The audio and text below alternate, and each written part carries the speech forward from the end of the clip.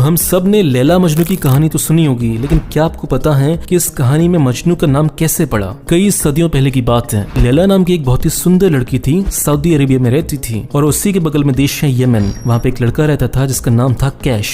अब कैश लैला से बहुत प्यार करता था, इसलिए वो हमेशा यमन से सऊदी आ जाता था, लेकिन सऊदी अरेबिया के लोग उसे हमेशा मारकर वापस भेज देते थे। लेकिन वो फिर भी हार नहीं मानता था और फिर किसी दूसरे रास्ते से आता था, लेकिन फिर से मार खाकर वापस जाता था। और ये इतना खतरनाक वाला जिद्दी था कि एक बार तो ये समुद्र में तैरते हुए गया सऊदी और फिर वहां से मिलने के लिए गया लैला के पास, लेकिन फिर से ये पिटाई खाकर वापस दोबारा आया। तो सऊदी अरेबिया के लोग इसका मजाक उड़ाने लगे कि ये पागल है क्या, हर बार पिटाई खाने के आ जाता है यहाँ पे और भग लेता है यहाँ से। तो सारे लोग उसे चिढ़ाने लगे कि तू तो पागल है, तो पागल है। और अरेबिक में पागल को बोलते हैं मजनू, और इसी वजह से लैला और कैश की लव स्टोरी को बोला जाता है लैला मजनू की कहानी।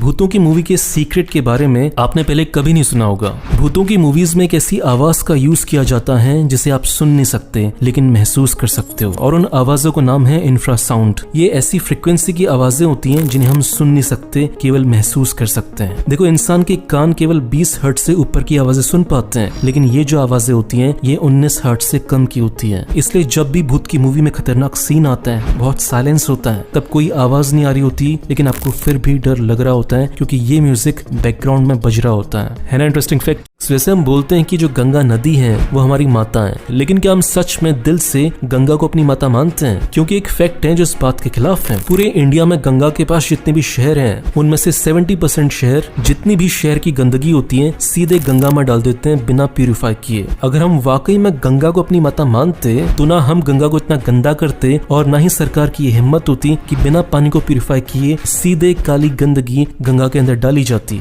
रशिया में एक बीच है उसूरी बे नाम का। आज से बहुत साल पहले इस बीच के पास शीशे के बॉटल्स की फैक्ट्री थी, जिसकी वजह से बहुत सारी शीशे की बॉटल्स ऐसे बीचेस पर पड़ी रहती थी, जो कि देखने में बहुत बेकार लगता था। लेकिन कई सालों तक समुद्र की लहरों से टकराने के बाद वो सारी की सारी बॉटल्स अब ऐसे छोटे छोटे गोल पत्थरों में कन्वर्ट हो गई है। मतलब जो इंसानों ने गंदगी फैलाई थी, नेचर ने उसको भी इतना सुंदर बना दिया है। अब उस बीच को देखने पर ऐसा लगता है जैसे बहुत सारे रंग बिरंगे पत्थर वहां पर पड़े हुए। दुनिया में अगर कहीं भी डायनासोर मिलता है तो उस पर सरकार का हक होता है, लेकिन यूएसए में ऐसा नहीं है। अगर यूएसए में आपके घर के नीचे या आपके गार्डन के नीचे डायनासोर का कंकाल मिलता है तो वो सरकार का नहीं होगा, वो आपका होगा। फिर आपके ऊपर है कि आप उसे रखना चाहते हो, बेचकर पैसे कमाना चाहते हो या क्या करना चाहते हो।